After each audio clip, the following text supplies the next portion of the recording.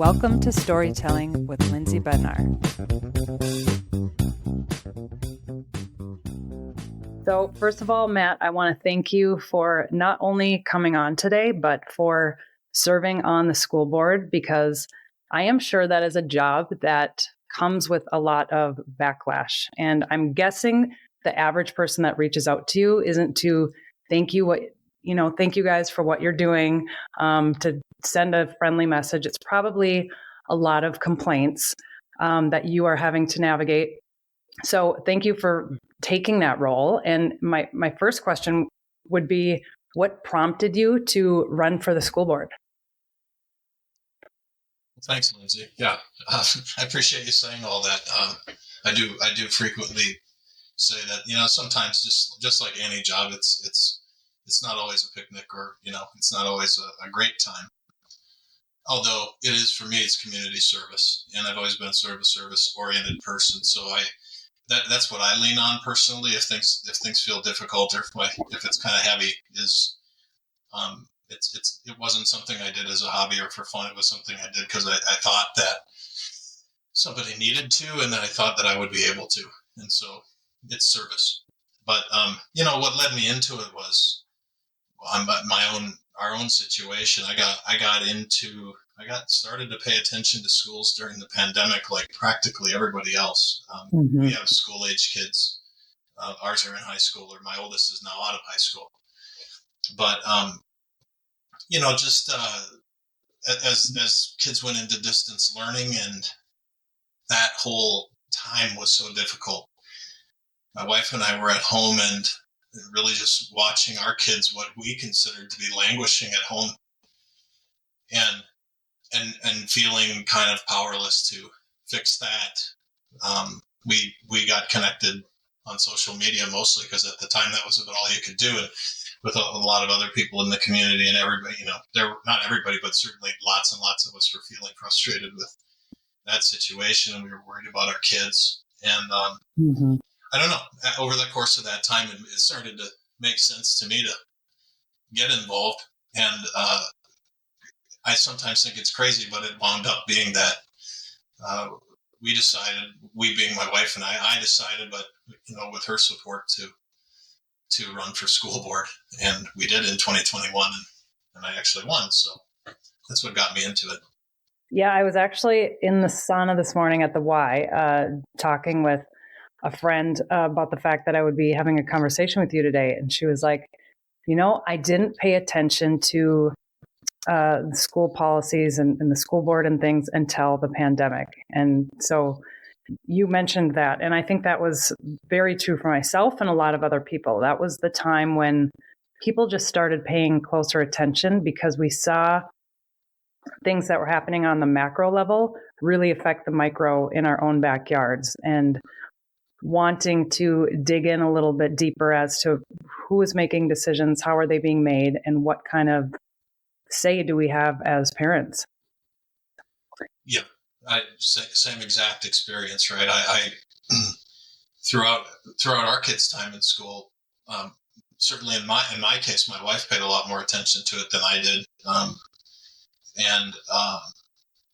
but neither of us were incredibly focused on it. We didn't know who was on the school board. We didn't know who the people were. We never looked at a policy, of any kind or anything. And so I think we just had this experience that I perceive many still have, to be honest, where it's not that I want to say no news is good news, but if you're getting feedback from school that everything is normal, then, then you there's a lot of things in life to worry about. So, and I think we all we dream of that, right? We want our kids to do well, and we want school to be a happy thing and a positive place. And when we feel like it is, we go put our energy into somewhere else. And, there's like this trust that got built up over many years that school is a safe place for kids. School is a positive place for kids. And, don't get me wrong, in many respects it is. And schools are full of people who devote their whole life to the upbringing and education of kids. And these are people who do it for the right reasons, because they love it, and it was their dream profession. And, every one of us knows who those people are, whether they're teachers or administrators. And so for a lot of reasons that trust is there. It's that during the pandemic, we also saw some other things that I think most of us didn't know or understand. And to be clear, in my opinion, a lot of the things we saw that we didn't like have changed in the very recent past. So it's, for me, my kids started school. My oldest is about 20. So even when he started school, we didn't perceive some of the dangers that we perceive today.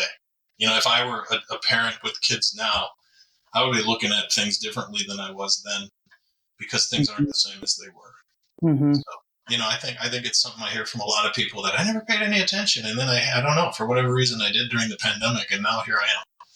Right. And it was 2020 when we went to online learning. I was still teaching at the time in high school, and then my son was in kindergarten. And so getting him to try to do his schoolwork virtually and to keep up with these things and sit in front of a computer, a 6-year-old boy, that was just not happening.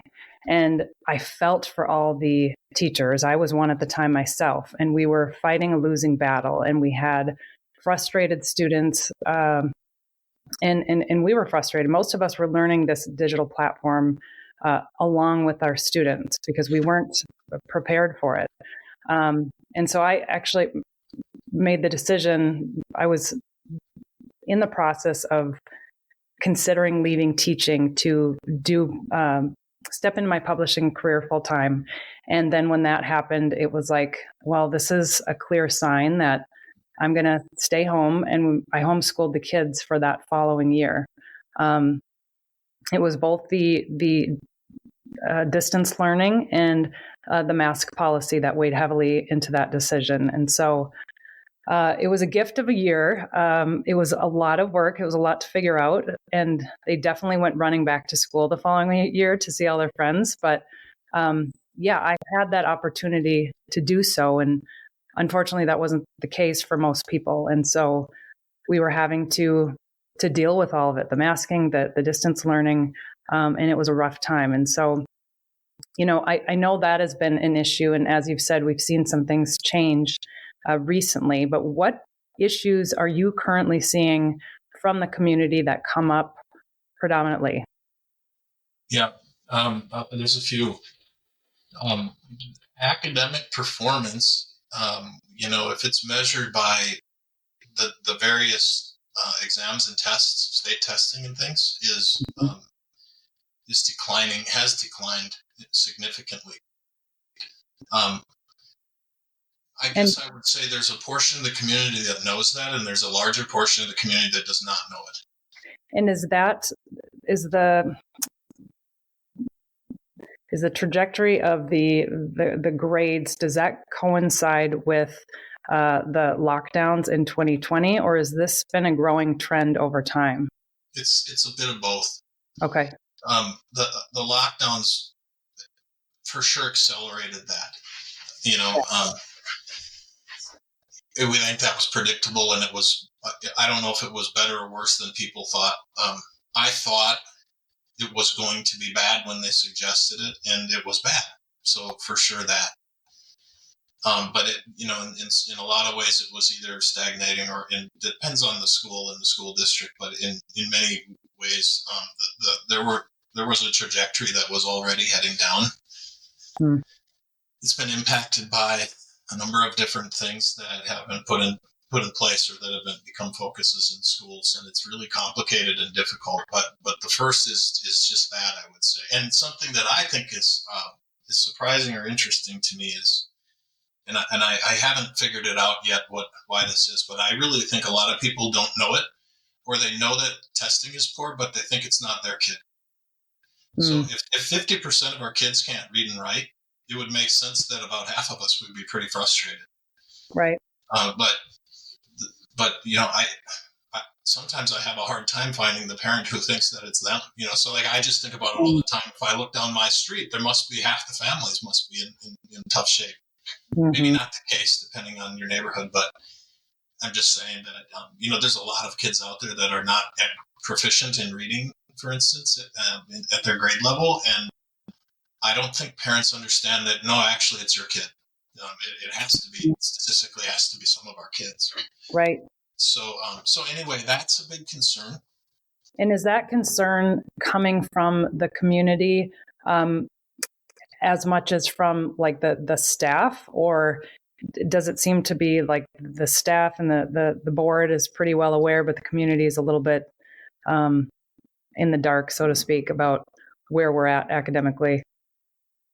I believe the staff and the board are aware, because we get the most direct. We see the results. It's interesting because as that has happened, and I'm new, so I don't have 20 years of history of how people reacted to tests or not. Since I've been involved in this, I'm a person who likes to learn. I consume a ton of information. I'm in a totally foreign place as far as being in the schools. I didn't grow up in education. I don't claim to be an expert of any kind in education, but I've done a lot to try to inform myself. Mm-hmm. And what I'm seeing that I don't like is that people want to dismiss the test. That there's a lot of reasons they want to say the tests are invalid and they don't matter. At the same time, it's the only measurement we actually have. So I don't really know how anybody could want to or would decide we're gonna ignore the test. You could make some kind of a correction if you want. You could say that 100% of kids are never going to read at grade level. Therefore, a really good result is 80% or something. I mean, I don't like that idea because I think, well, what if my kid was one of the 20%? But I just mean that there's no matter what, that test has value in my opinion, and some want to dismiss it. There are people that don't even want to do testing anymore, and I don't know what you do then. How do you have any barometer where people are? That's what I was going to ask, because with testing, of course, it's a snapshot of their learning, and there's so many factors that can contribute to a bad test that day. Kids come in and they're hungry, or they're coming off of some sort of situation at home and their brain is elsewhere. And it's a day or two where they have to show their learning, and they can be off, just as any of us know. Has there been any proposal as to a more kind of holistic measurement of learning as opposed to those standardized tests? Not that I see. Okay. I see the tests and I see the problems that get raised related to the test. I don't know. Those problems to me are as old as education. There's always been tests, and that problem has always existed, right? I myself, I wasn't like what I would call a distinguished scholar, but I was by far an above average student. I went to a really good college. I got in there, things like that. And I always thought, geez, I'm a poor test taker. I felt that way. I still feel that way. But yet, when the time was needed, I guess I put together that I got good grades, and I obviously got a score on the SAT that afforded me to get into the school I wanted to go to. So I just mean that, I've always felt like I could have done better on tests on a certain day, but, over time, it didn't play out. So maybe that's something you look at. I really don't have a perfect answer to a better way to measure it, but in absence of a better way, I feel that tests have to be included in it. And so you just simply can't take a look at where we are and say that doesn't matter. That has to be concerning. I think it's in part because education has gotten very difficult right now. There are social problems that are in school that make educating kids hard. Mm-hmm. And I know that. And so there, of course, somehow people would, just like any of us, would take a look at the effort that they're putting in and the result that's coming out. And if they know they're working really hard, but the result isn't really good, there's this human tendency to want to say there must be something wrong with the evaluation. Mm-hmm. But I don't know. I think it's also possible that there's something wrong, not with an effort. I've never thought this was an effort problem, but I think there's a lot of things that are being emphasized and focused on right now in school that need to be rethought to just really zero in and focus on academics. For me personally, if I have my own goal, it would be that. It would be to say, we're gonna for sure put a real sharp focus on academics, because that's the whole reason schools exist. academics. And, And there's, zero. it's such a life skill to learn how not only to perform under pressure, but to study and set a goal and work toward that goal. And so I think the value of tests goes far beyond just the results that you get. I think it's the practices that, it offers the students and some of those life skills that they're going to have to apply no matter what type of career they take on in the future. Yeah, and forcing you to review and study the material. So I guess I will add to that. In times when I felt I did poorly on a test, for instance, I can remember being back in college and sitting alongside one of my good friends studying for an exam, and I taught him the material. Mm-hmm. And without a doubt, I mean, he told me I taught him. Thank you. My gosh, I was lost. Now I'm not. He went in, he took the test, he got an A. I went in, I took the test, I got a B. For whatever it was on that day, to your point, I didn't perform as well as I did. My performance didn't reflect what I knew. But you know what? I was in college and I still knew it. Right. So I didn't maybe get the A, but I learned the material because I spent hours studying. And I guess I would say that and maybe that's people's point, that the test doesn't reflect what kids know. But you just can't completely dismiss it. I mean, I didn't get to just say, well, I should have been the honors graduate in my college because I could have done better on the test. I did, but I didn't. So there it is. Yeah, and I think it's just kind of common sense to acknowledge that there's going to be a margin of like error for whatever is going on that particular day. But overall, if you know the material, you're not going to fail it. You're going to come in somewhere in that A and B range. And that's essentially what we want for our kids, is to show a mastery of, or a knowledge of the basics that we need them to have. You spoke a little bit about how, you mentioned safety, and I'm always hearing that safety is the number one concern, both from parents and from educators. And there's been a lot of conversation as of late as to how safety seems less of a value in the school system, where other initiatives might be taking precedent. And so I want to talk to you about school resource officers and the fact that these SROs are no longer in schools. And if I'm correct, that is a state law, correct? That's a state change? The legislature changed a law that caused police departments and the sheriffs to look at the law and say that it is too risky for them to put their officers in the schools. Mm-hmm. So the law didn't say SROs can't be in school. The law said SROs, what they're able to do in the context of school has changed in a way that made the police too uncomfortable to put their officers in there for fear of both criminal and civil penalty. In an environment where in Minnesota and nationally, but for sure in Minnesota, has been really difficult for police over the last few years. Mm-hmm. And I'm an unapologetic supporter of our police. Mm-hmm. And so, yeah, police are they've been, I'll call it abused. That's my word. In the last few years in our society and in Minnesota specifically. And so the legislator made these law changes, in my opinion, on purpose. There's been talk like it was by accident. They didn't know what they were doing. I have a hard time with that. I think the people that made the changes were among the people who are more supportive of the idea of defunding police or villainizing them. And so they made changes that would have impacted it. And I get into specifics. I actually got pretty close to this topic. It's an area of concern, and I want the police in school. Yeah.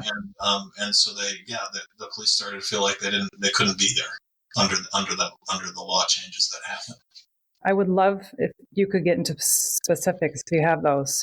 Yeah, I do. So what the law basically did was it made it so that it restricted basically it restricted what police were able to do in a situation. So specifically, like if a police officer goes to arrest you, for instance, they may grab you physically and put handcuffs on you. Mm-hmm. Or if you're in a fight with somebody, I don't imagine that you do that very much. I don't, but if you're in a fight with somebody, that the police might need to physically separate you from the person, and that to do that, they have to put their arms around you and pull you away, for instance. And depending on the situation, it might even get more violent than that.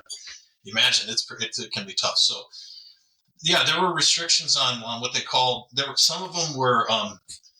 Specific kinds of holds that they talk about. And this got a lot of press. And the people on the other side of this issue were just saying, all we want to do is not let the police choke our kids. Guys like me, Matt, who want the police in school, we must want the police to be able to choke our kids. This is the kind of rhetoric they use. And it's absurd. And so, one legislator in particular said something. He had a quote about, the reason he supported it is because he was trying to prevent a George Floyd-like incident from happening in our schools. And so you got a good idea of where their head was at when they did it. But so it was about certain holds and, prone position or placing a person face down, different things like that. But the other, they talked about something called compressive restraint. And a compressive restraint, there's some legal definition to it. But it could be any time when you're using pressure. So like the bear hug that I talked about, which is not a chokehold, but right. would compress a person. They couldn't do it. And so what was really crazy about it was they said that as an SRO, as an agent of the school district, who's contracted and hired as an agent or a contractor of the school, when they're acting as an SRO in that capacity, they can't do that. They can't do these things. If a police officer came in off the street, in fact that SRO dialed 911 and said, I need a police officer to come here. That police officer now enters the school. They're not an agent of the school. They're not under contract. They're a law enforcement officer paid for by the city or the county. They have the full ability to use all the force that a police officer normally would. So now you're going to take a SRO who's a licensed and trained police officer. You're going to bring them into an environment. They've spent years training to do something. And now all of a sudden they have to be asking themselves, wait, am I in my capacity here as an SRO? Therefore, I can't do some amount of the training that I have. Right. And that's where the liability and the issues are. Not just the liability. The other issue is you tell me how you are going to stop a fight between two people if you can't restrain them. Mm-hmm. And would you like to be the person, as it is, I wouldn't like to be the person whose job it is to do that. Thank God we have police officers who are willing to be that person. But now you're going to tell them, I'm going to put a lot of restrictions on you and what you're able to do to stop that. And, you're talking about elementary school, little children, that's one thing. But I've got a 6'2", 200+ pound son here. He's a great kid. He doesn't get into fights, but if I was a police officer, I don't think I'd like to try to stop that kid by saying, please stop that. Could you come over here? This gets real. And so those are the reasons why the police, through their attorneys and through their knowledge of the law, said we can't put ourselves in this environment. So if the SROs are, okay, so this not only changes, obviously, not being able to have SROs, but very clearly what teachers are able and not able to do. And so when I was teaching in St. Paul, we had a lot of students who were in gangs. Mm-hmm. A lot of times they'd come in gang colors. We'd have to send them home. That wasn't allowed at our school. We had an on-staff bodyguard. And he was an absolute teddy bear until he needed to be tough. But there was one time where he was not, I couldn't find him. I think he was on lunch break, something, and a fight broke out in my classroom. And because I had such a good rapport with the students, I was trying to, let me back up. Before the fight broke out, it was words, and you could tell a fight was coming. Yeah. So I stood between them and I held my hands, a wingspan space, and they started moving closer and closer. At the end of it, I had one hand on one gentleman's chest and one on the other. I could feel their hearts pounding out of their chest. And I thought, oh gosh, I do not want to get in the middle of this, even though I felt like they wouldn't do anything to hurt me. As soon as I backed up, this started throwing. Yep. I was told after the incident that I should never get in the middle of a fight again, which, I'm a female. These are two teenage males. Fair point. But as an adult, especially somebody who's maternal, and I felt like these students were, part of my kids, I couldn't just stand by and do nothing. And that's what teachers are expected to do. And it is infuriating that there is nothing in place for us to intervene. Yeah, well, so you're right. So first of all, you're 100% correct that the same law also applies to any member of the staff. So the law said that neither an employee of the school district or an agent, or, so that's the first. That's the next thing is that people in school are prevented from doing these things too, or at the minimum now you're subject to some legal interpretation, which has been pretty interesting to me because of course I'm exposed to the lawyers that we have, and I got exposure because I spent a little bit of time working in support of the police on this, so I got to hear from some of the different police groups and their attorneys and how they've interpreted the law. And then of course we all got to hear the governor and the attorney general how they interpreted the law. But another thing for people, so then the talking heads got to talking, and it's just everybody's playing politics. But no, the reality is, if you're one of the people that's really in the fray and you act, you are without a question at risk of a jury of your peers determining whether your actions at that time made sense or not. Mm-hmm. And when the law is increasingly being written in such a way that it doesn't favor the person who's in the situation, it just gets pretty hard. And that's one of the things that's happened now. And it's happened in school just generally, right? I don't know of anybody who's supportive of corporal punishment in schools.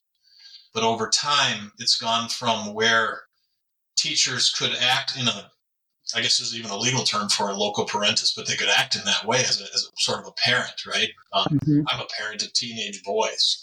I don't beat my kids, okay? But there have been times as a dad I had to get in between the two of them, as my father did in between me and my two brothers. So you just have to take these actions from time. But over time, these laws have gotten more and more difficult. Meaning you're definitely going to be scrutinized. Everybody's going to take a judgment on how you decided to do what you did that day on the one hand. And on the other hand, the way that children are behaving in school is getting worse and worse all the time. Right. So you have this combination of things where it's like the behavior is, right? You said you're seeing gang activity. We know that there's been a murder in a school in Minnesota, all these things. And then that is coming at a time when police and staff are increasingly limited in what they're able to do. Mm-hmm. I hate to say it, but I think we all can see the writing on the wall. Actually, I think after the murder happened, or many people said, you could see this coming a mile away. And I just feel like, okay, so since that time, even we've taken a step backward, not forward. Absolutely. And I think of, even if for any parents listening, if you don't have a student, a kiddo who gets into fights and they're not naturally that kind of person, it's quite possible at any time a kid can get jumped. And if they get jumped by one kid or a group of kids, there's no adult that is within their legal right to intervene and protect your child. And that is so scary. Yeah.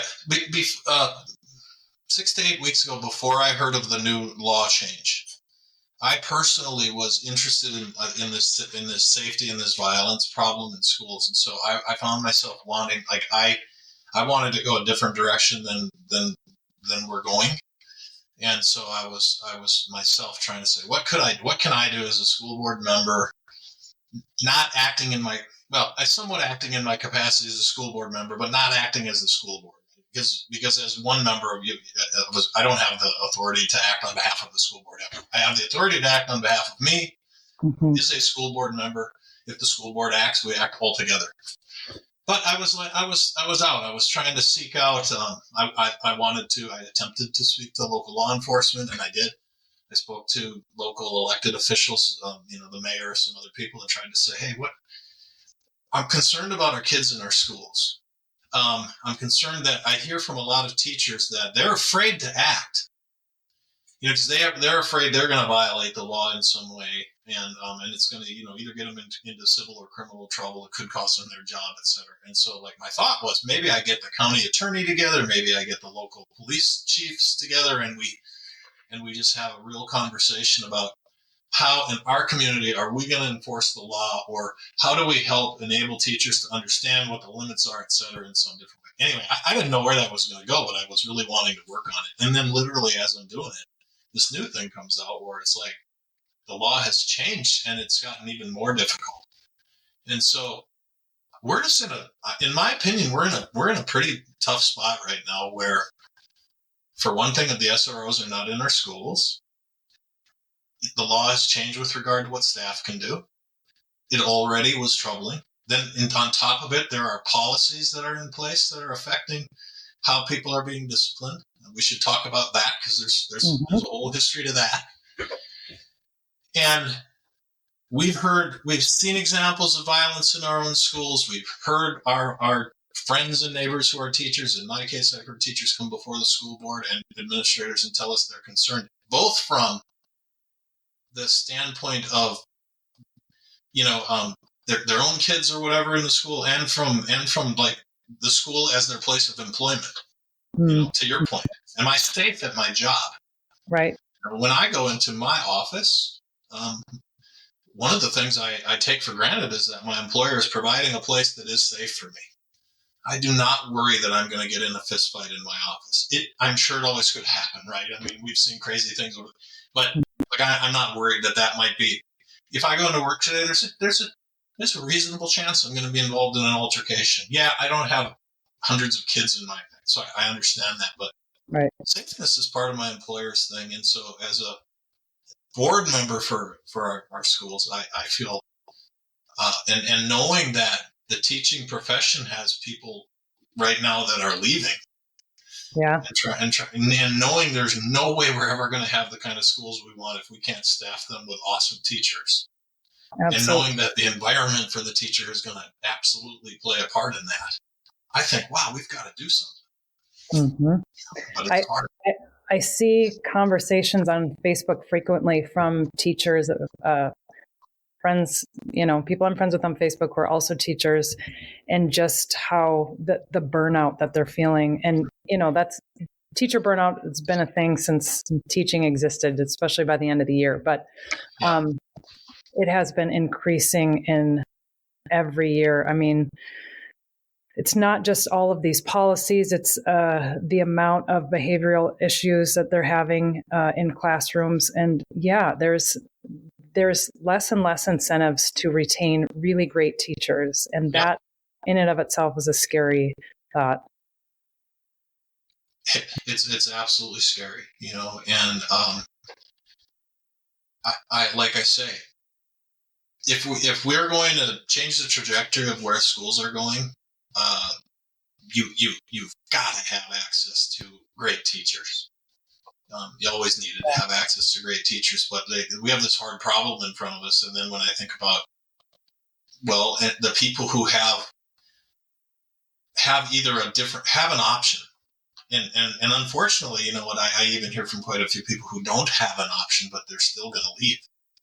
Right. But like those who have an option, they're gonna do it, right? If you have an option to start a company like you did and go after a different dream, you have that skill, you have whatever it takes to do that drive, you're doing it. And then now we've lost you as a teacher. Mm-hmm. I mean, in your prime of being one, right? And it's like, no, this isn't what we want. So. Yeah. And I want to circle back to, you were talking about how even the way that we discipline kids has changed. And I don't think, I started to see it when I was teaching, and I don't think a lot of people are aware of how that has changed. Yeah. I mean, I remember getting detention when I was in high school for chewing gum, for instance. So things have changed a bit since then. So if you could speak to that, that'd be great. Yeah. this is where things get into the political realm. To be honest,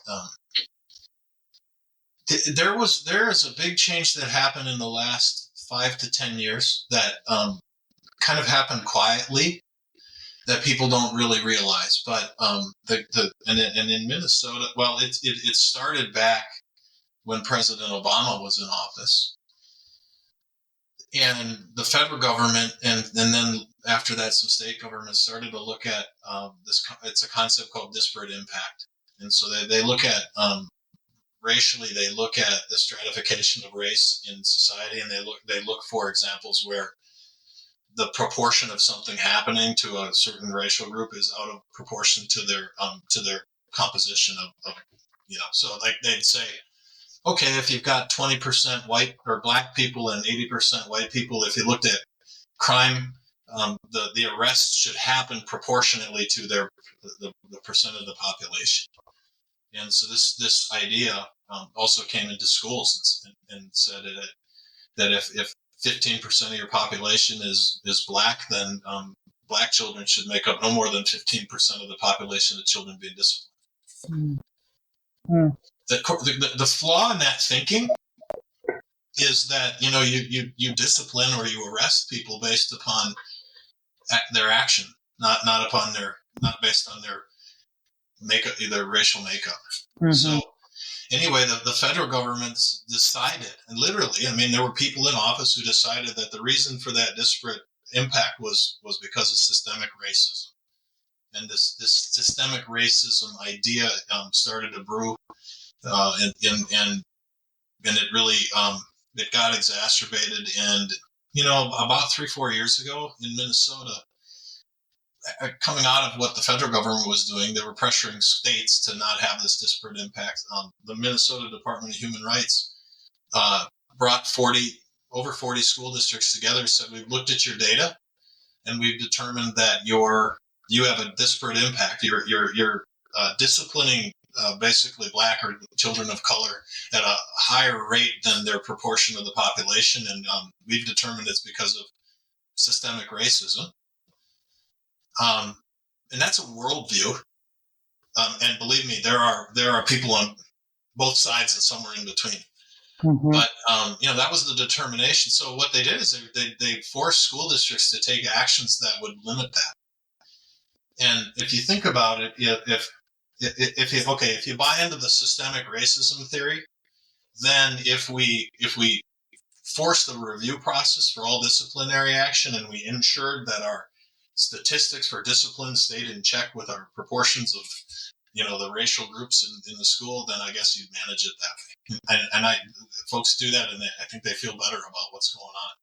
Problem is, if for whatever reason the actual proportion of misbehavior is higher among any particular group, now you find yourself in a quandary, because if you're gonna, let's suppose black children are fighting more in our current, in the population we're looking at, they just factually are. If there are more fights that are started by, if that's the case, then the only way to balance that out is to take some of the fights and just decide we're not going to discipline them.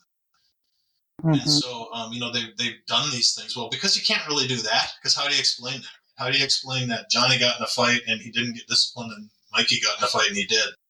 But you can't explain that. So then there's only one thing you can do. It's just you don't suspend or you don't expel anybody. And now there's no disparate impact. Nobody got expelled or suspended. They wrap that together with this belief that there is, there's this alternative forms of discipline you can use. They call it restorative justice, and they attempt to restore a child by making them understand how their actions impacted other people. Which I always say, that is a tool that probably has a place, right? Every time someone commits a crime, you don't incarcerate them. Mm-hmm. And the same can be true in school. You don't have to expel every child for everything they do, but there does come a point where you can't take that off the table. And if we go back to your example where you got detention for chewing gum, detention wasn't the most serious thing, so I don't know how often you were in detention for that, but just the one time, one intentional. So that was enough for you, right? It was. There were some, I know I didn't, the time I got detention in school, it was no kidding. It was because we skipped school to do a take home test. And then we got found out. So all of the honors kids were in detention one day. That was kind of fun. But when I was there, I realized there were some people that maybe spent a lot more time there than me. But that was detention. But when I was a kid, if somebody got expelled, like that was what we were whispering about it, that they got expelled. And, I said it. I always said if I got expelled, my dad would kill me. I don't know. I don't think my dad would have killed me, but I kind of thought my dad might kill me. So the concept of being expelled was off the table, right? If the guys were getting rowdy, there was a point where I'm backing out. Yeah. And I just think that what happens, we all know it. I saw it with my own kids when they were babies, how they learn how to manipulate you. Kids are smart. They're smart. They're instinctively smart. They know that if they cry, mom will come running over. And as they get older, they know what they're going to be able to do and get away with and not. And the result is there right now. So the powers that be in multiple areas have set us up to a point where we can't effectively discipline the behavior that's happening in school. Some of it is can't and some of it is won't. The laws that just got passed, I would say, are in the can't. The won't are the people who believe in their heart that are whoever it is. And this is also interesting to me. The school system is systemically racist. We don't know who the people are. It's obviously got to be the people inside the school. And yet, and I just say to that, I don't buy it. I don't think our principals are racist. I don't think our teachers are racist. I just don't buy it. But there are a lot of people who do. So the fight is on as far as that goes. But I'm going to tell you, how are you supposed to fix that if you can't address? So the answer is, in my mind, you address behavior. And you don't care. And when I say you don't care, I mean, it doesn't matter what color you are. If you've done behavior that's not acceptable at school, you should expect to get disciplined. And up until now, that's how things worked. And I don't see personally any way to get this fixed unless we get back to that. You all know I love stories. I also love adventure, nature, photography, and travel. Lake & Company magazine encompasses all of that. It is a socially conscious magazine carefully curated with a give-back message that supports adventure, innovation, conservation, and community built around lake culture. You guys, Lake & Company magazines are gorgeous. The photography in these issues showcases unique places and events nationwide that make me want to pack my bags and head out for adventure. Not only that, they include powerful stories from people like you hear on this podcast. Everyday people who do something extraordinary to make the world a little brighter. Bonus, Lake & Company magazine was created in my beloved hometown, Grand Rapids, Minnesota. Head to thelakeandcompany.com and grab your subscription.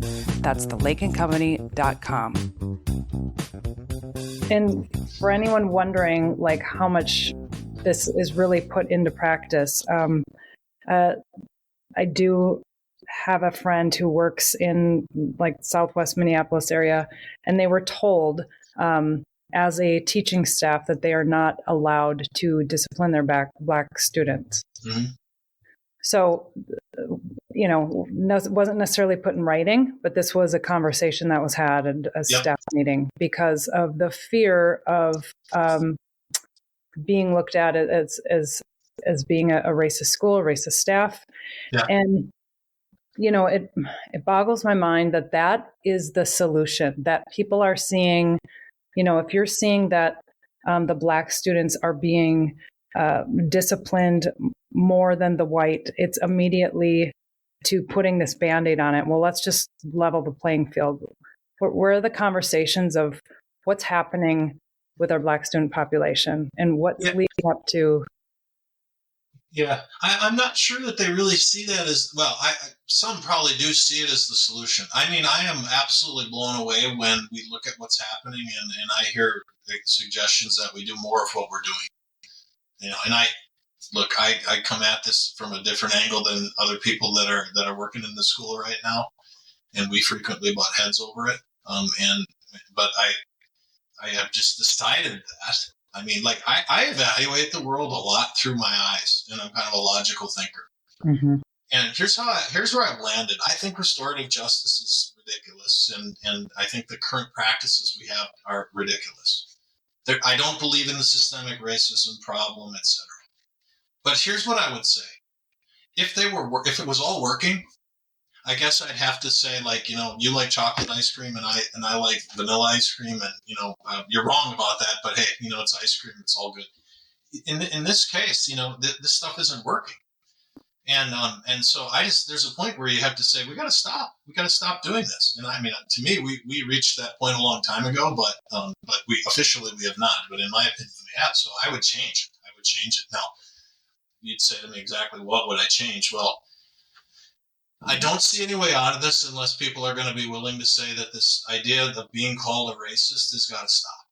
And nobody, I mean, to the extent that people are using that to gain power over people, we are just going to have to stand up to it. So, for me personally, I'm willing to stand up to that and just say, again, I mean, and by the way, I mean, racism is unacceptable. I don't know a single person that wants this to continue. But if you're going to take a look at what's happening in school, you just simply have to look at the behavior, and you've got to deal with it. Kids need to know that they will be held accountable for their actions.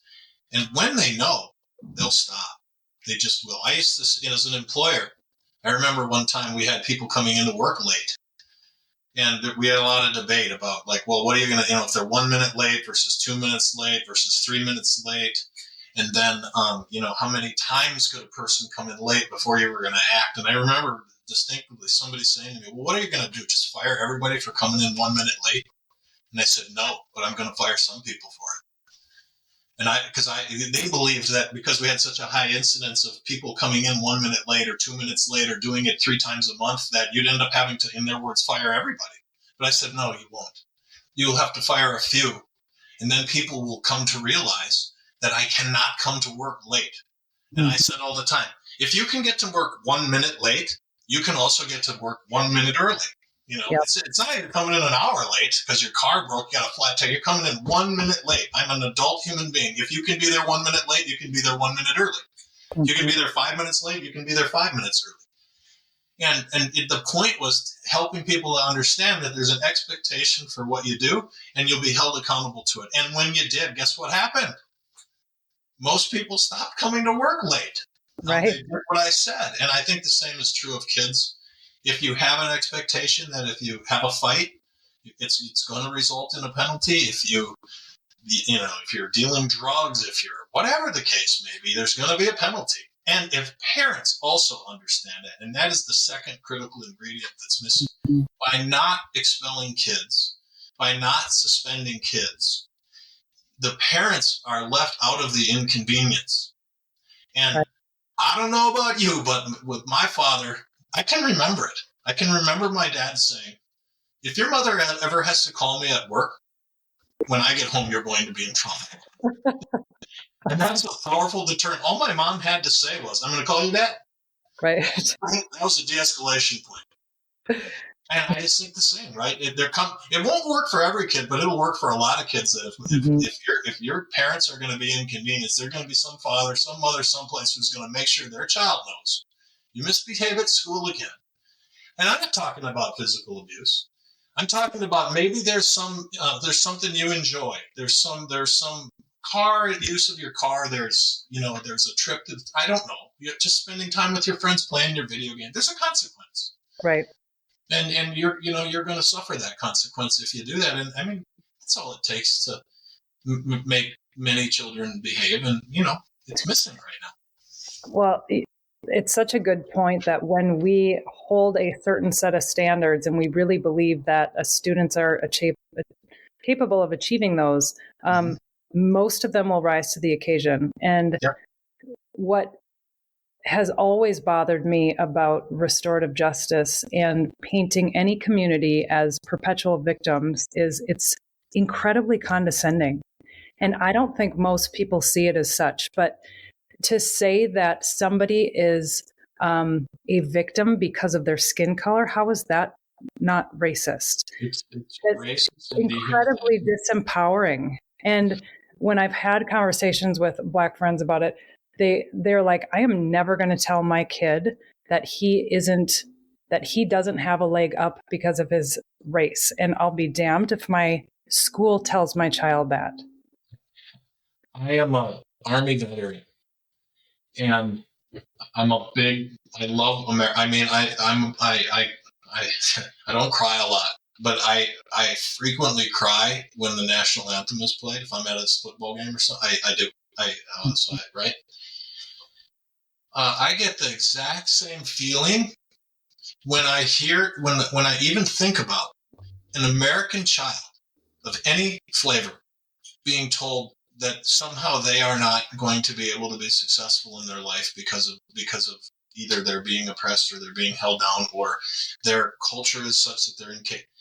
It is so dehumanizing. And when I've spoken out about systemic racism and what I've called critical race theory principles being applied in schools, and I've been against it, and I've made people mad, and they've called me racist for saying it. And I've said, wow, are we seeing this from a total different, polar point of view? Because to me, it's exactly what you said. It's absolutely dehumanizing to to say something like somebody can't because of some cultural component of their race, right? We have people saying that doing well on tests is not within the cultural realm of some of our community. Now, coming to work or school on time, homework, all these things. And I'm blown away by it. It really does violate every idea I ever had about the idea that every kid couldn't achieve. I'm not going to ever be willing to accept that. I know that every kid can achieve, and the way you make them achieve is what you said earlier. You give them high standards and expectations. You get clear standards and expectations for their behavior in school. Child, when you walk in the doors of school, it's like the adult equivalent of work. We're here to learn today. And we're going to make it fun and engaging. But it's serious business in that sense. And that teacher has to be the person in the front of that classroom that creates both that combination of like wonder and awe and discipline and high expectations for a child, that every kid is there feeling pushed to whatever their limit is, right? That's that beauty of it. It's that full potential of every child, which is different for every child. But get them, then, if you're what I consider a teacher magician, it's the one that can get that on every kid. I don't think I have that skill, but I've seen the people who can, and I'm in awe with them, like, wow. And so, like, when you start out the day by saying, well, Johnny, because of your background or whatever, this isn't going to be the case for you, it disgusts me. And it makes me feel agony in my heart. Like, this can't be what gets told to American children. No way. When I was teaching in St. Paul, and our school population was so diverse, and I was one of maybe 5 white staff or students in the environment, my students would constantly tell me, like, well, this is how I talk at home, or I swear at home. And I'm like, I get it. And when you come into this classroom, that language is not allowed. Mm-hmm. And it was one of my proudest days when I had a student come in and say, you're the only classroom I don't swear in.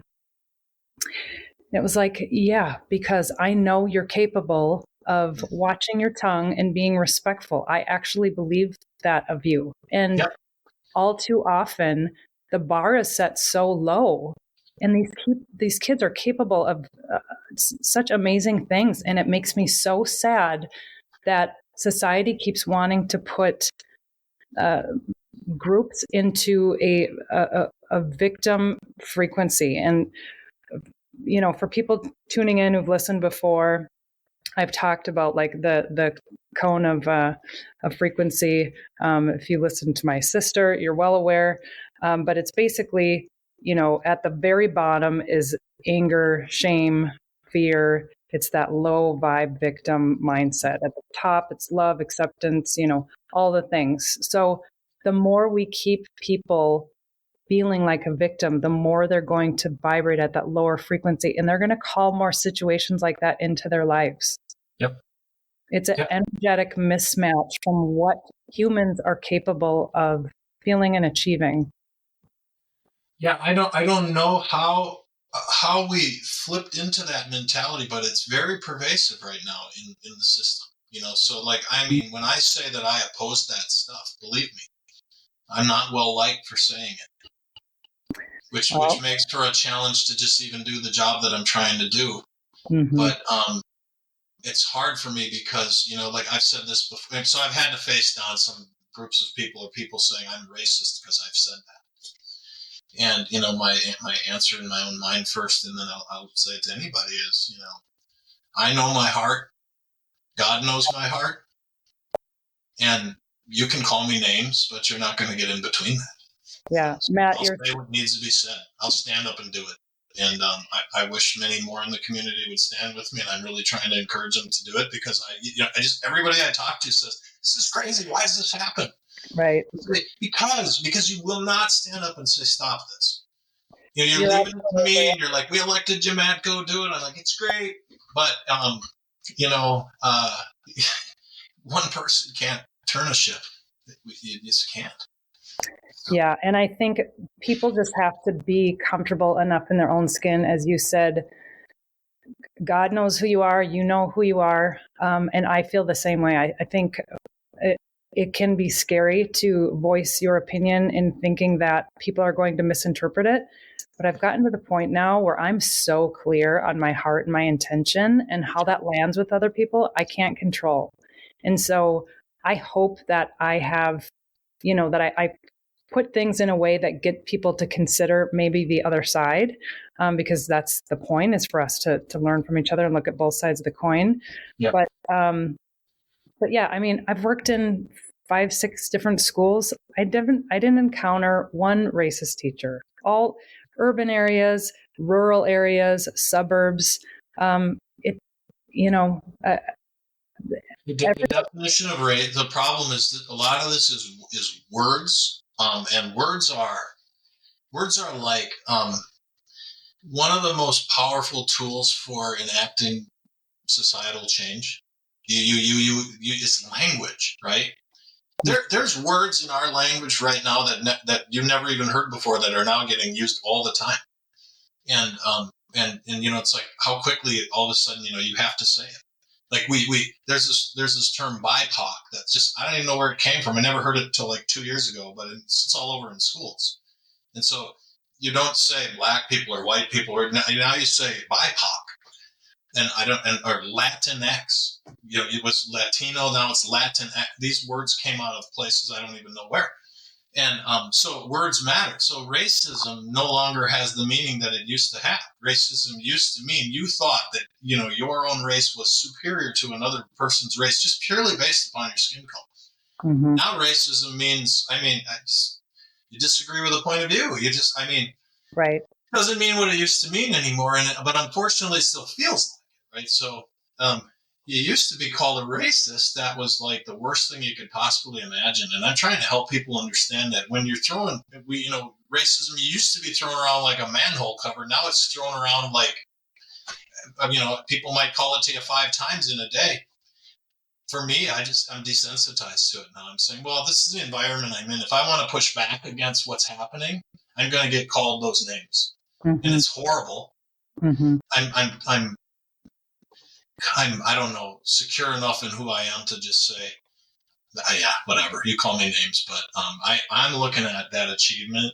I'm looking at my community's children, mm-hmm. and I want them in my country. And I know that education is critical to every single one of us. And I say, if I got to get called names in order to try to demand that we make changes so that our education gets back on track, you can call me names. And so mm-hmm. I would tell that to anybody, go for it. Yeah, you have to develop a thick skin, because people are always there's going to be somebody who's going to twist your words or pull one thing out and make conclusions. And so, yeah, being self-aware and knowing yourself has got to be all the more important in your role, I imagine. Yeah. So I want to follow up the conversation with the school resource officers, or lack thereof, I should say. Yep. Being that, this is a state thing that passed, which got the understandably so, got the police force to say, hey, this is too risky of a deal for us. We have to take them out. What can parents do about that whole situation? The legislature passed the law, and the legislature needs to take that part of the law out. It's actually that simple. Okay. There's a lot of conversation, for the most part in our community, people aren't angry at the police. I can tell you right now, the police don't deserve you to be angry with them for they're saying that they just won't go in there. Right? We've got over I don't remember how many, something like 37 years of a history in our school district with school resource officers. They've been there for 37 years. Now the law changes, and then somebody says they just don't want to be there. I mean, that's crazy, right? So no, the law has to be changed. And I'll just be direct. The law got passed on a party line vote.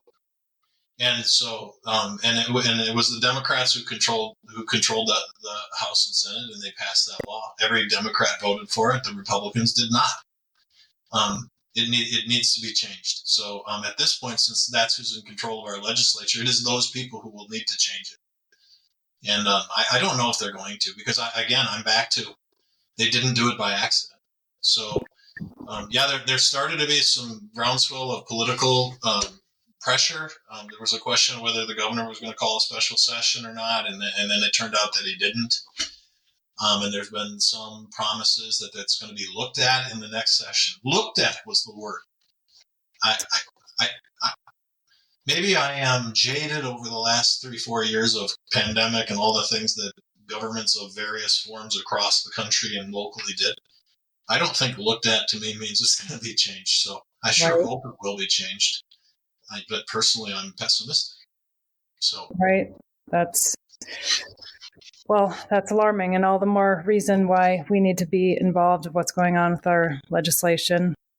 Yeah. I wanted to talk to you about one more pressing issue that was actually brought to my attention because of a few incidences that happened in our community, and it has to do with the Minnesota law about the bathroom usage in schools according to gender identity. Mm-hmm. And so there might be a lot of people who don't know that according to Minnesota law, and I'm reading this, all students, including transgender and gender nonconforming students, shall be permitted to use any and all facilities consistent with their gender identity. Transgender and gender nonconforming students will only be required to use individual and or otherwise separate facilities if every student is required to do so. So the reason why I learned of this lately is there was a person using a student using a bathroom that wasn't of their biological sex. And several of the other students were uncomfortable, and they started telling their parents about it. Mm-hmm. And so upon further digging, we realized this wasn't just a district policy, but that this is a statewide policy. Is this something that you see as a current issue? Are you hearing about this from parents right now? Yeah. So this is a great thing to talk about. First, can I ask you when you said you read that out of statute, or where were you reading from? Yeah. So this is from the. That reads like the policy that is in place in our schools. Yes, it's pursuant to Minnesota law. Okay, so, pursuant to, good. Yes. So the law that is being spoken to is the Minnesota Human Rights Act. And what happened was the Minnesota Human Rights Act, I don't remember exactly when, but it was updated in the last 10 or 15 years. And the Human Rights Act does a lot of things, but it defines, among other things, who protected classes are in Minnesota, et cetera. So fairly recently, transgender students became a protected class. I think actually transgender in general in Minnesota became a protected class under the Minnesota Human Rights Act. Our school district, being the largest in the state, gets, I don't want to say frequently, but has been sued in the past. Depends how you look at it. So this is Matt's point of view. We get sued because we're the biggest school district in the state. Large corporations, I can think of a really big retail company, gets sued frequently because they're one of the biggest companies in the world. The same thing happens to in schools. So in our state, we're a big school district. So a lawsuit happened in our school district recently, where a transgender student sued the school district for forcing that person into actually what it was to just use a non-gendered bathroom. Right. That wasn't the student offered a separate, their own bathroom. Yeah, they were offered their own, but that student, what they sued for was that they didn't think they should have to do that. They should have been able to use the bathroom of their sex. In their case, they were transgendered, so they wanted to be able to do that. And our school district had taken, this is, things move forward through time, right? So you go from, where we were 200 years ago to today. So up until that time, our school district was not doing anything that, I don't know this factually, but I'm just going to venture a guess. We weren't doing anything anybody else was doing or wasn't doing. Wound up with a situation, it was a transgendered student. Them being, they were in a locker room, and it made some kids uncomfortable, so they made this accommodation. They let them change in a non-gendered locker room, but that was unacceptable to the persons. They sued the school. The school district fought that. They took, rather than settle. Sometimes when you get sued, you settle. Mm-hmm. They didn't settle. They took it to court. They lost the court. They appealed it. They lost the appeal. The next appeal would have had to be to, I believe, to the Supreme Court or whatever the next highest court. But I mean, we were already at appellate court, so it would have been to the state Supreme Court. And then the school district reversed course and settled. When they settled, part of the settlement agreement they signed, and you can find the settlement online. Mm-hmm. So you can actually read the court documents that the school district signed. But part of the settlement required them to create the policies word for word the way it's created. So that language in the district's policy was mandated by the settlement, and is actually unable to be changed, I believe, until June of 2024. So next year it would be able to be changed. I mean, the words right now can't be changed. The settlement would end, the period of time where it could be changed would be till then. Now, the effect of it is somewhat like how Roe v. Wade used to work out, that the courts made a decision and then the impact of that was somewhat to create law. Based upon the decision in that case, it was determined that to not allow transgendered students to use the bathroom of their preference was in violation of the Minnesota Human Rights Act. And because that never got appealed to the Supreme Court, we have to, at this point, the law becomes what was sort of settled out in that case. So actually the lawsuit that got settled in Anoka Hennepin resulted in that interpretation of the law applying everywhere now. So, and you're right. I can't find very many people who know that the district settled it. It happened in March of 2021. And I can't find very many people statewide who understand the impact. So I interact with a lot of school board members in different areas. Most of them are like, oh, yeah, we don't have that here. I'm like, oh, yeah, you do. No, we don't. Well, you may not yet. But, I mean, what we're saying is that the court ruled that to discriminate in that way is against the Minnesota Human Rights Act. So you would assume that if you did that, you would immediately be sued. And we know all the way up to the appellate court ruling would say that you can't. So the only way that could get adjudicated now is if somehow it got to the Supreme Court. I'm not a lawyer, but to my understanding, it's the only way that part of it could be changed now. Mm-hmm. And you're right. People do not know it. They don't. And I think, a lot of people might hear this conversation, debate, or people talking about it and think, okay, but, if there's some sort of worry about this, then you're equating transgenders to some sort of, predator, which I think I just want to say very clearly, that's not the worry with this specific policy. I don't think the average person who I've ever talked to doesn't equate transgenders with predators. So let's just make that transparent. Yeah. But what it does do is it opens this complete gray area. And I think we can all acknowledge that sexual predators do exist in high schools. They exist in middle schools, and they even exist in elementary schools, unfortunately, sometimes. But what happens when you have easy access to, if you are a sexual predator and you are a male and you have easy access to a female bathroom, you have unbridled access to basically just come and go as you please, because if you read the policies, claiming to be transgender is very subjective. And so a person could at any point claim that they're going to do this. And I understand the pushbacks, people going to say, well, I don't think that's happened, or I don't think that's going to happen, or I'm not worrying about that. I'm not worried about that happening. There was recently a teen charged with sexual abuse in Loudoun County in Virginia.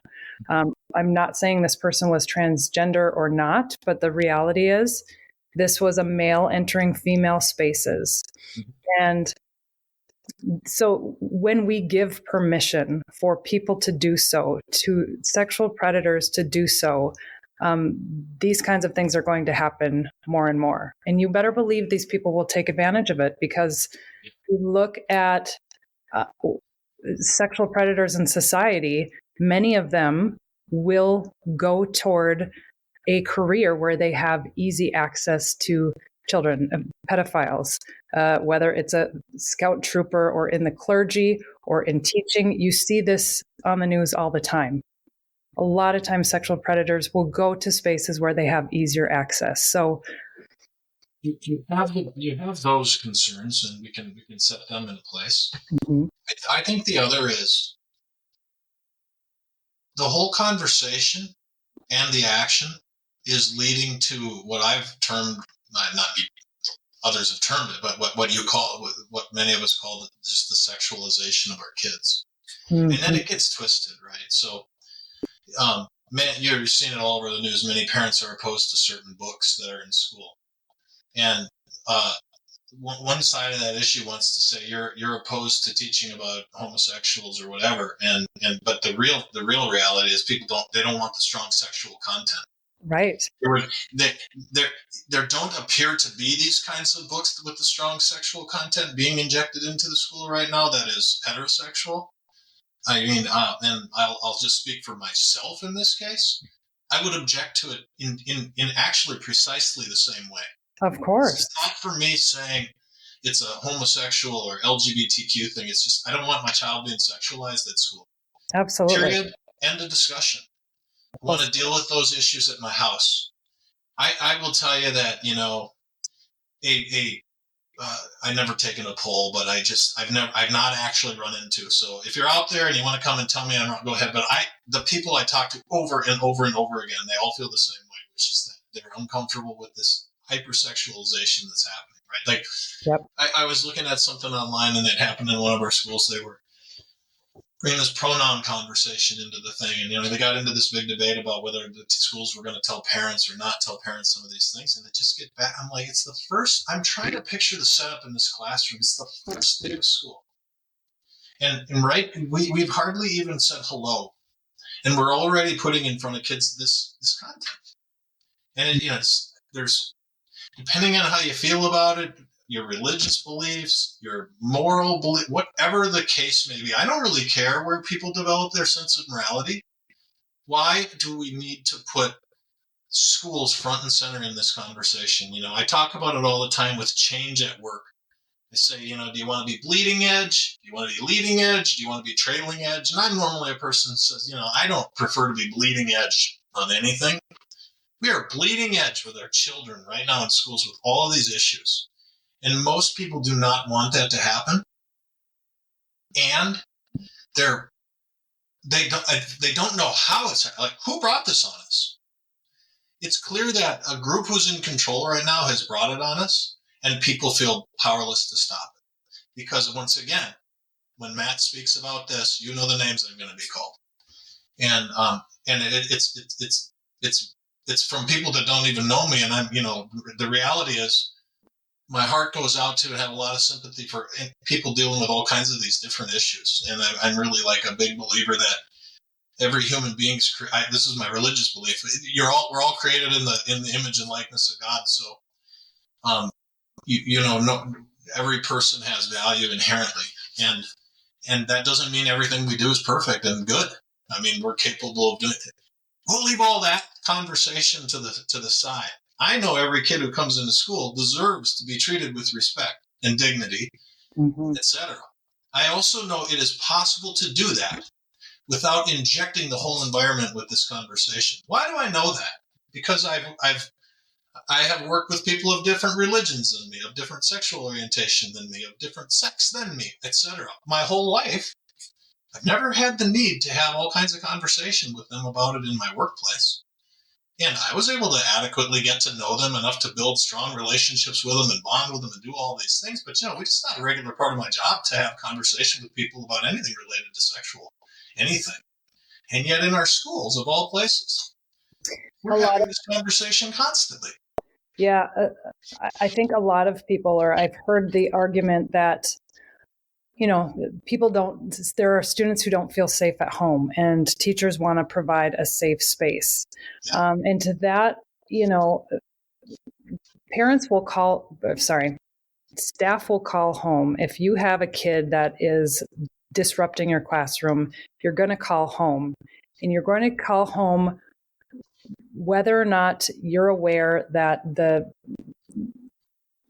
adult, that parent, is going to take consequences to an nth degree with that student, or they're going to be a little more lenient. And so it goes back to the argument that it is not our job to parent. Like we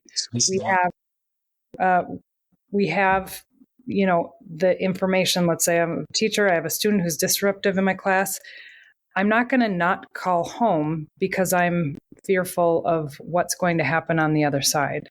I mean, that's an unfortunate reality, but you can't know that. And you can't also operate from believing that schools have a moral role that supersedes the family unit. Yeah. Because that's just not accurate. But they've stepped in many cases in that case. So again, these folks believe in their heart, I think, that they're doing the right thing for kids. But the problem is, and this is the whole parental rights movement, which I consider myself to be a part of, is to say, it really doesn't matter how you feel about what you think is going to happen at home. I mean, of course, you've been a teacher, you understand that, if you're aware of a situation at home, you got to report it. Yeah. And you need to. But to just decide that's the case with no evidence. And again, if you had evidence, you need to report. No. And so that's a clear overstepping of the boundary. And it's, they've made a persuasive argument. Much of this conversation is centered around really powerful and awful emotional things, suicide. And so, people are they're petrified of that.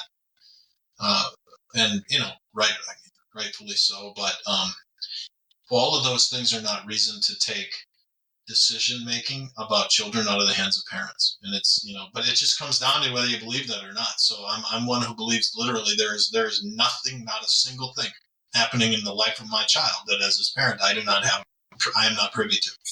Mm-hmm. And until a court takes that away from me, which will not happen to me unless I am hurting a child.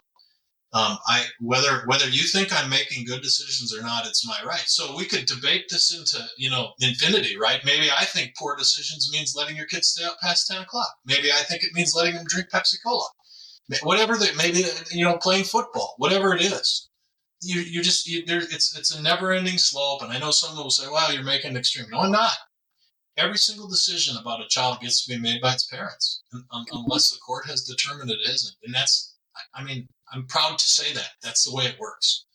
And for those who think that they have some duty or right to step in the way, I think they're sadly mistaken. And that the law's on my side. It's on all of our side. But that doesn't change the fact that it is happening. Yeah. And what happened from, in years past, for the longest time, it was the school counselor that dealt with students who were having any sort of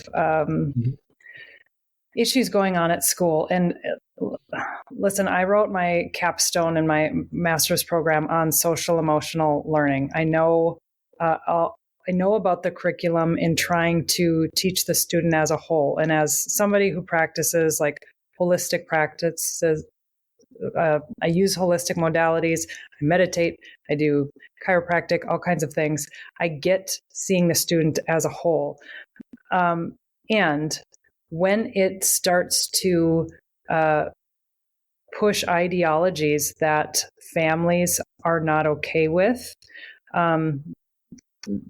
there's a clear line in the sand that people aren't seeing eye to eye on. And I just don't know how we rectify that, because I think, I know that most all teachers, their intentions, or who's ever creating these policies, their intentions are pure and that they want all kids to feel safe, feel included. I get it. Mm-hmm. Unfortunately, a lot of these conversations are doing the opposite for many students. Well, yeah, because, so I'm a Catholic Christian. And so in my house, I'm teaching my kids those values that are derived through my faith. And I'm not going to get into homosexuality. I'm just going to say that, like marriage and family and these things are important components. So I just want to be able to then send my kid to school to be educated. And it's not that he can't be exposed to different ideas. I mean, I'm not naive to the fact that there are other religious faiths. But when it comes to placing a child in a position where they have to make judgments about things, and we just use, again, we're back to the language, right? Like I've said this before, that we use this word ally. So if you're supportive of people that are transgendered or LGBTQ, you're an ally. What's the opposite of an ally? And so you're going to put a child in a position where they have to either be an ally, which, and the definition of ally is you are, 100% all in.